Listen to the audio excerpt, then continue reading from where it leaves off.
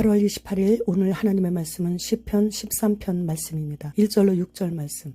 여호와여 어느 때까지니까 나를 영원히 잊으시나이까 주의 얼굴을 나에게서 어느 때까지 숨기시겠나이까 나의 영혼이 번민하고 종일토록 마음에 근심하기를 어느 때까지 하리이까 여호와 나의 하나님이여 나를 생각하사 응답하시고 나의 눈을 밝히소서. 두렵건대 내가 사망의 잠을 잘까 하오며 두렵건대 나의 원수가 이르기를 내가 그를 이겼다 할까 하오며 내가 흔들릴 때 나의 대적들이 기뻐할까 하나이다. 나는 오직 주의 사랑을 의지하여 싸우니 나의 마음은 주의 구원을 기뻐하리이다. 내가 여호와를 찬송하리니 이는 주께서 내게 은덕을 베푸심이로다. 본시는 다윗의 시이며 탄원의 시입니다. 극심한 고통과 영적 상실감으로 인해 비탄에 빠진 시인의 정신적 아픔이 큼에도 오직 소망이 하나님께만 있음을 끝까지 믿고 하나님께만 호소하고 있는 것입니다. 사울왕의 박해는 그칠 줄 모르고 집요하게 자신을 추격하고 있어 400여 명의 자신을 따르는 식솔들과 함께 움직이다 보니 사울의 귀에 자신의 은신처가 쉽게 발각이 되고 그러면 또다시 숨을 곳을 찾아야 하는 등 소망의 빛을 찾아볼 수 없을 때 지은 시인 것입니다. 우리에게도 마찬가지로 낮과 같이 하나님의 은혜 속에 감격할 때가 있고 밤과 같이 어두워 답답하고 하나님께 버림받은 것 같은 느낌이 들 정도로 앞으로 어찌 될 것인지 한치 앞을 내다볼 수 없을 때도 있습니다. 그러나 그렇게 답답한 시기에도 순간적으로 안타까움을 느끼는 것도 하나님의 은혜의 심을 안다면 거기에 매이지 않게 되죠. 그러나 지금 다윗의 영은 절망으로 좌절되고 그의 육체는 피곤으로 흠뻑 젖어 있는 상태입니다. 당시에는 하나님께서 나에게서 멀리 떠나 계시는 것처럼 느껴지지만 그것도 하나님의 은혜를 베풀어 주시는 수단일 수 있다는 것을 깨달아야 하는 것입니다. 그럴 때 입술로 범죄하지 않을 수 있는 것입니다. 다윗은 사면으로 우겨쌈을 당할 때도 기도를 쉬지 않았습니다. 무슨 기도든 하나님께서는 다 들으시고 계시죠. 그리고 그 일을 해결하시려고 그 기도를 시작할 때부터 주님도 일을 시작하십니다. 그런데 우리는 우리의 때가 아닌 하나님의 때까지를 기다리지 못하여 실패를 하는 것이에요. 종교개혁 당시 하루 3시간 기도, 즉 하루에 11조를 기도로 승리의 확신을 한 루터가 낙심과 두려움에 빠져 지내고 있던 함께 종교개혁을 하고 있던 신학자인 멜랑톤에게 우리가 실패한다면 그리스도도 우리와 함께 실패하신다. 곧 우주의 대주제께서 실패하시는 것이다. 그렇다면 나는 이 세상 권세 잡은 가이사와 함께 서는 것보다 그리스도와 함께 실패하기를 원한다는 그런 편지를 써서 보냈습니다. 감히 로마 카톨릭인 바위에 계란을 던져서 바위를 깨뜨릴 것을 누가 예견이나 했겠습니까? 3시간 기도, 하루 24시간의 11조 기도가 루터를 루터로 만들어 놓은 것입니다. 루터의 종교개혁을 이루게 된 것입니다. 루터는 이렇게 확신에 찬 기도를 드렸습니다. 기도 드려놓고 의심하지 않았습니다. 다윗도 서글픈 탄식 소리가 즐거운 노랫소리로 바꾸어 주실 것이라는 확신에 차서 탄원하는 기도를 올려드리고 있는 것이에요. 다윗은 처음에는 탄식하며 어느 때까지입니까?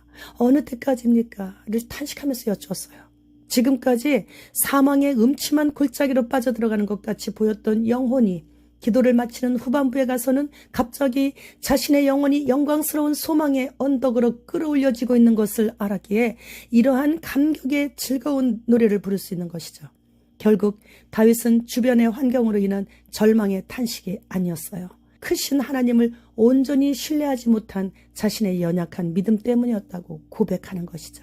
제자들이 갈릴리 바다에서 휘몰아치는 풍랑이 무서워서 두려워했던 것은 믿음이 적은 자들아 어찌하여 의심하느냐라는 예수님의 꾸중을 듣고 나서 알게 된 두려움이란 환경 때문이 아닌 예수님을 확실히 신뢰하지 못함 때문이었던 것을 알게 된 것처럼 말이죠. 차량 봉사해 주시는 우리 권사님이 100년도 하루같이 주님 오심을 감사함으로 지금도 기다릴 수 있다고. 그런데 세상 징조가 주님 곧 오심이 보여져서 더 감사하다는 글을 단톡방에 올리신 것을 보면서 신부는 신랑이 언제 오시든 이렇게 벅찬 가슴을 안고 기다리는 것이구나. 이걸 다시 한번 확인하게 됐어요. 요즘에는 무지개가 많이 보여요. 주님 속히 오신다는 약속의 징표인 것 같아요. 주님 다시 오실 때 징조도 다 알려주셨는데 지금 그 징조들이 다 이루어졌죠. 미국의 14개 주는 2030년까지 육류, 유제품, 자가용 금지 위한 WEF 조약을 체결했다고 합니다. 지금은 터키와 그리스에서 끌 수 없을 정도로 산불이 나고 있죠. 캐나다에서 일어난 산불 650건 중에 500건이 사람이 고의로 낸 것이라고 밝혔어요.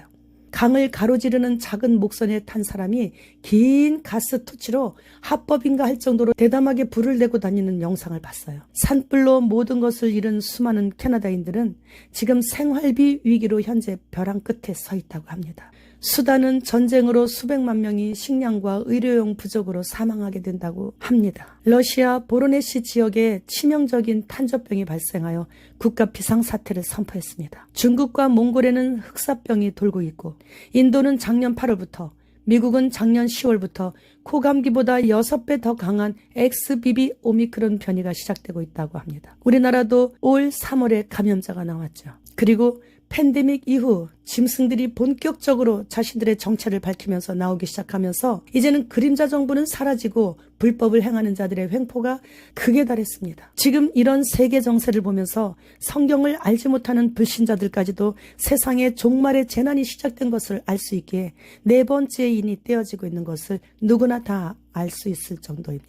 현재 일어나고 있는 이러한 상황들을 성경을 묵상하면서 보면 2024년 가을부터는 본격적인 후 3년반 대환란에 들어가는 거예요. 짐승이 나왔기에 짐승표 전 단계인 CBDC가 올 가을부터 나온다고 하는 것이고 내년 후반기에는 짐승이 내가 그러라 하면서 나오게 되면 본격적으로 그때부터 몸에 쌀알 크기만한 짐승표가 심겨지게 되는 것이죠. WHO, 제약회사, 의사협회 등 로고를 보면 다 날개를 의지해서 서 있는 주사기를 뱀이 또아리를 틀면서 올라가고 있는 모습이에요. 거룩하신 성령 하나님께서 예수 그리스도 승천하신 후에 이 땅에 내려오시면서 우리 각 사람 몸에 좌정하시고 계시는 성전에 가증한 것이 날개를 의지해서 서는 것을 보게 될 때는 휴대폰부터 버리고 5G가 세워지지 않은 깊은 산속으로 유대인이고 이방인이고 할 것 없이 급히 도망하라고 하시는 주님의 음성을 들을 수 있는 귀가 있어야 돼요. 이렇듯 그날이 심히 가까워질수록 우리는 그럴수록 신실하신 주님을 찬양합니다. 주님 어서 오시옵소서. 마라나타.